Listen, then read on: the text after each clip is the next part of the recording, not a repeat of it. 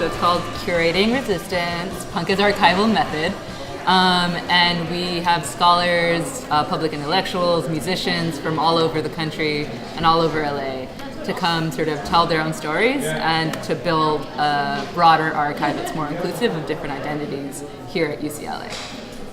And the importance of archiving, and the reason why this conference was really kind of put together, was the idea of validating and kind of giving platform to a lot of voices that went unheard, especially in kind of the punk DIY community that has maybe stereotypes floating around. This was very much so about being inclusive and kind of providing opportunities for people to come out, share stories, and continue to build communities.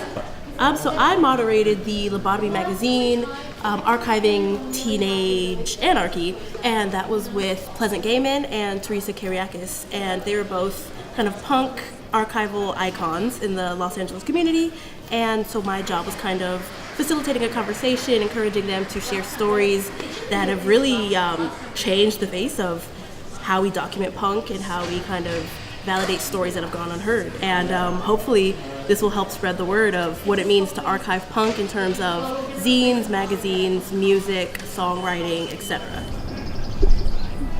Well, I was able to go to two sessions. The first one was the opening panel. That was a panel that had Patty Schemmel and Danita Sparks from L7. It just talked about their careers in punk and how did they archive their histories and all of the performances and what their experiences have been like in a genre that has long been underappreciated and kind of on the back burner. That's sort of the beauty of the conference, is it's taken all of that and all of us who grew up with that and really shown the importance of it from a cultural and an archaeological standpoint. So it's been great. Listen to it. Go to a show. Absolutely. It is not what you have seen on TV necessarily. There are so many people. It is not the Vans documentary. I promise you.